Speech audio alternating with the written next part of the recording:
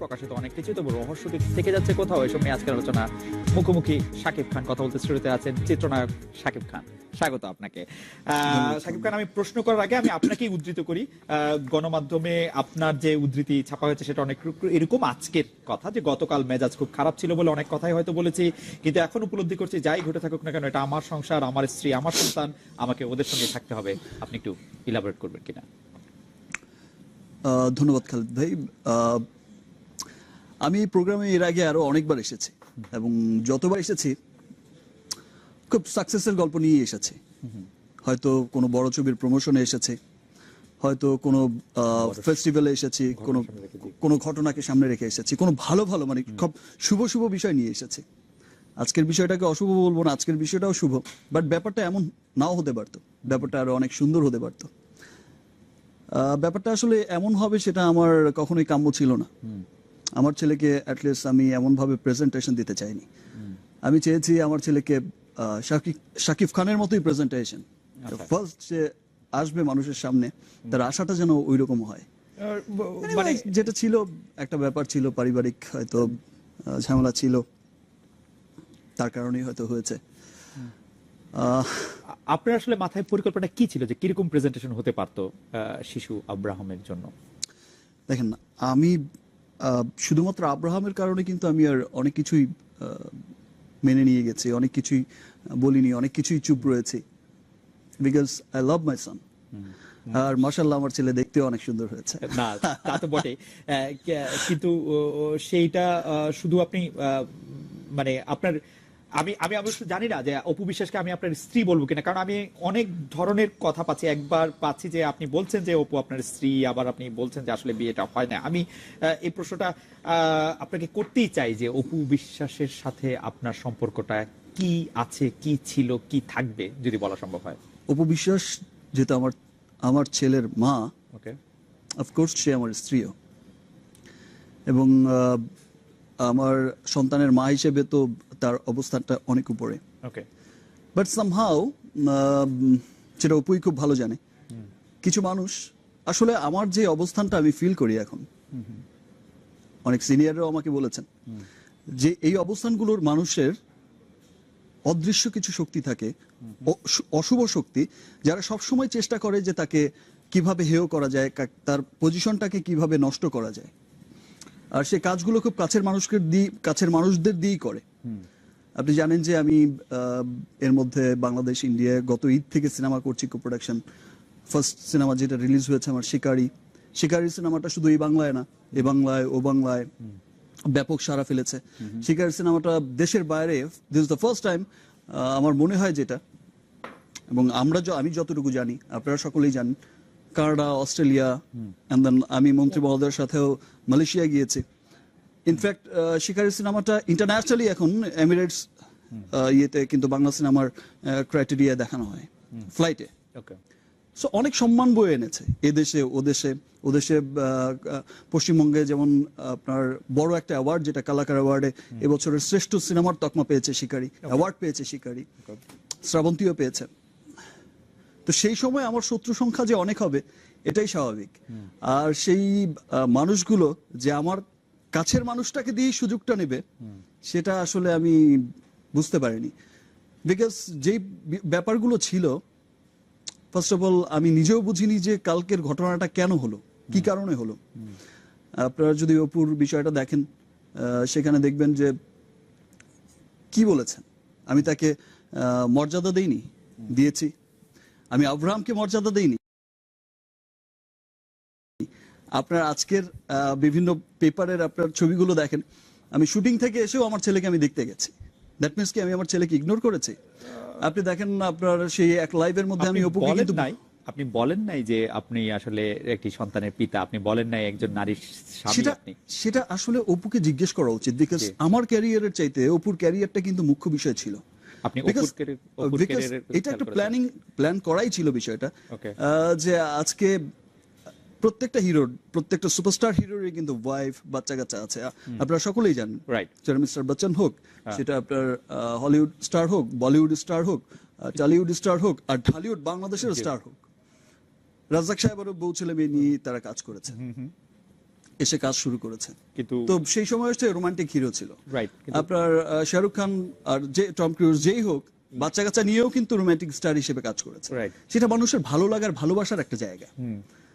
সেটা একটা প্ল্যান ছিল যে ফাইন, ঠিক আছে, একটা সময় গিয়ে যেহেতু অপু সিনেমা করতে চায়, আমি তো সবসময় বলেছি যে ঠিক আছে তুমি অফ হয়ে যাও, যেহেতু সে অফ হতে চায়নি, সে বেবির পরে সে চেয়েছে আবার সিনেমা করতে। কালকের ঘটনাটা কিন্তু সিনেমাকে কেন্দ্র করেই হয়েছে। আচ্ছা। একটা সিনেমাকে কেন্দ্র করেই ঘটনাটা হয়েছে।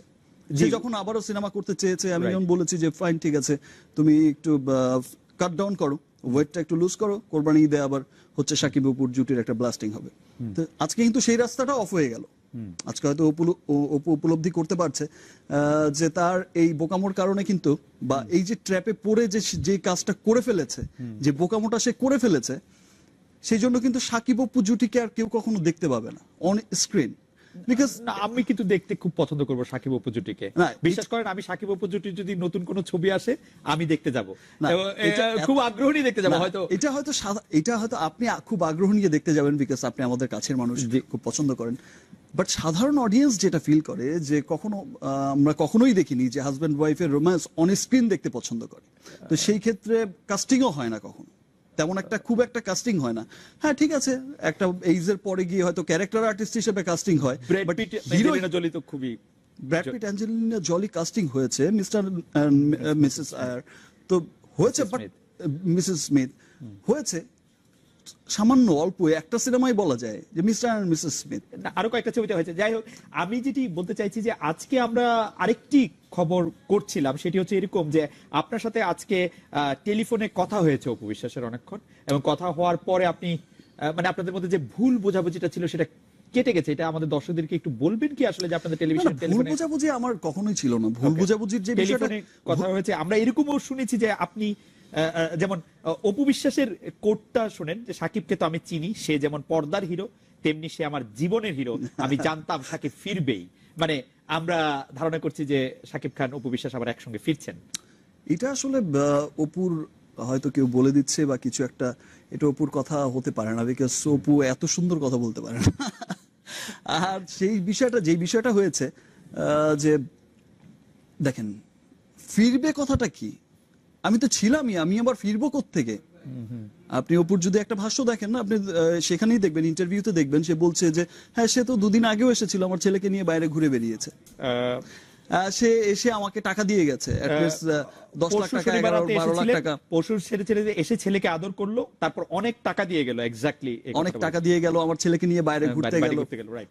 সে সাথে কিন্তু অপুও ছিল, ঘুরতে গেছে। সো আমি তো এমন না যে আমি ছিলাম না, আমি তো ছিলাম প্রেজেন্ট। আচ্ছা, বাট আমি যেটা বলছি যে সেটা যাই হয়েছে, আমি তো আর অস্বীকার করছি না, আর অস্বীকার করতে পারবো না, because I love my son. You love only your son, not your wife. হ্যাঁ, তাকে আমি রেসপেক্ট করি, অসম্ভব রেসপেক্ট। আমার সে কি আপনার ওয়াইফ? অফকোর্স আমার ওয়াইফ, অফকোর্স আমার ওয়াইফ, Ex-wife, বিকজ আমার ছেলে তো আর হচ্ছে অবৈধ কোনো ছেলে না। এক্স ওয়াইফ, এখন ওয়াইফ? না, আমার ওয়াইফ এখনো আছে, ওয়াইফ। ওকে, আচ্ছা।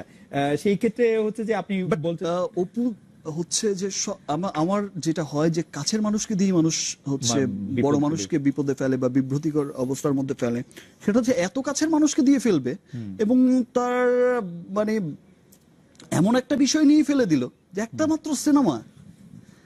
আপনি গতকাল থেকে ইমোশনাল হয়ে করেছে গতকাল একটি বিষয়টা, অপু যাই করেছে না বুঝে করেছে, ইমোশনাল হয়ে করেছে। আজ হয়তো তার উপলব্ধি হচ্ছে যে সে আসলেই ভুল করেছে, বিকজ সে হয়তো ফিল করছে যে আজকে যে জিনিসটা হচ্ছে, আজকে আমার ক্যারিয়ারে একটা বিরাট ক্ষতির সম্মুখীন হতে পারতাম আমি অ্যাজ এ ফাদার। আমি দেখতে চাই যে আমার ছেলে বড় হয়ে দেখুক যে ইয়েস, তার ফাদার বিরাট সুপারস্টার। সো এই কাজটা আসলে তার করা উচিত হয়নি, কখনোই উচিত হয়নি। আর যেহেতু দুদিন আগে সেই নিজেই বলছে যে এসেছে, ঘুরেছে, অনেক টাকা দিয়ে গেছে, অনেক ছেলেকে অনেক আদর করে, অনেক টেক কেয়ার করে, আমি করলাম না। কোন কারণে কি অপুর এটা মনে হয়েছিল যে তার ছেলেটা আসলে বড় হয়েছে, যেটা উনি বলতে চেয়েছেন যে তার ছেলেটা বড় হচ্ছে, 1 বছর 1.5 বছর বয়স পরে লোকজনও তার কাছে জানতে চাইবে, কোন কারণে কি মনে হয়েছে যে তার আসলে একটি আনুষ্ঠানিক পরিচয় দরকার সবার সামনে? সেটা আমাকে বললেই পারতো যে আনুষ্ঠানিক পরিচয় একটা দরকার, আর সেটা কিন্তু সে কখনোই হচ্ছে সে সেটা নিয়ে ভাবেওনি, বিকজ কোরবানি ঈদে তার আমার সাথে লঞ্চ হওয়ার কথা একটা ছবি দিয়ে। আর সেই কারণেই কিন্তু সে জিম করছে, কাট ডাউন করছে। সে খুব বড়সড় আকারেই আবার আমার সাথে আসার কথা, বাট সামহাও সে রোজার ঈদেই সে লঞ্চ হতে চাইলো হঠাৎ করে। কারণটা তো কি? এটা আমার কাছে একটা আপনি আপনি আপনি যেভাবে বলছেন যে তাহলে এটা কারণটা কি, মানে যে ওর কাছে কেন মনে হলো যে আমি কালকে উপবিশ্বাসের সঙ্গে যখন আমার কথা হচ্ছিল, আমি উপবিশ্বাসের কাছে জানতে চাইছিলাম যে আপনি আজকেই কেন বিষয়টি বললেন, আগে কেন বলেন না? আপনি বলছেন যে 2008 সালে 18 এপ্রিল আপনারা বিয়ে করেছিলেন, কিন্তু আপনি আগে কেন বলেন নাই? উনি বলছেন যে কখন না কখনো তো বলতেই হতো, আর আমার ছেলেটা বড় হচ্ছে সেজন্য বলছি। আপনার সাথে এই বিষয়ে কোনো কথা? বড় হতো মানে এই 6 মান্থ, এই আজকে মানে কালকে যেভাবে বললেন বিষয়টা, এটা এভাবে না বলে অন্যভাবেও বলতে পারতেন, এটা আমাকে বলতে পারতেন। তিনি আর হয়তো- স্বীকৃতির যে বিষয়টা বলছে, যেখানে দুই ফ্যামিলি জানছে, রাইট, তিনি হয়তো দুই ফ্যামিলির আত্মীয় স্বজন জানছে, তিনি হয়তো- সেখানে আর স্বীকৃতির বিষয়টা কি আছে? অ্যাজ এ স্টার তো অনেক কিছু হাইড করে যেতে হয়, আর যে হাইটের বিষয়টা যেটা ছিল, যে লুকানোর যে বিষয়টা ছিল, সেটা তো অপুর জন্যই। সে সবসময় চেয়েছে সিনেমা করতে, আর তাকে সিনেমা করতে হলে তো তাকে ওভাবেই তো বিষয়টা, তার ক্যারিয়ার যদি টিকিয়ে রাখতে হয়, তাহলে একজন সন্তানের মা এরকম তো আমার সাথে জুটি বেঁধে তো আর কাজ করতে পারবে না সে। কিন্তু বিষয়টা কি, অপু যেরকম বলছিলেন যে বিষয়টা হচ্ছে যে আপনার ক্যারিয়ারের কথা ভেবে উনি চুপ করেছিলেন, আপনি বলছেন যে ও তার আর ক্যারিয়ারের কালকে আমার ক্যারিয়ারটা খুব ভালো ভালো হয়েছে, মানে এতদিন আমার ক্যারিয়ারের কথা ভেবে চুপ করেছিলেন, আর কালকে আমার ক্যারিয়ারটা উজ্জ্বল হয়ে গেছে। আজকে সারা দেশের মানুষ যেভাবে আমাকে দেখেছে, যেভাবে সারাক্ষণ দেখেছে, আইডল হিসেবে দেখে মানুষ। আমি তো একটু হলো তো সমালোচিত হয়েছি, একটু হলো তো মানুষের মনে একবার প্রশ্ন জেগেছে যে এই শাকিব সবসময় এত ভালো ভালো কথা বলছে, সবসময় এত ভালো ভালো কাজ করছে, এত ভালো চরিত্রে অভিনয় করছে, অভিনয় করছে, দেশের সিনেমাকে ইন্টারন্যাশনালি পৌঁছে দেওয়ার জন্য এত সংগ্রাম করছে, উঠে পড়ে লাগছে, তো সেই মানুষটার এরকম একটা ব্যাপার হতে পারে?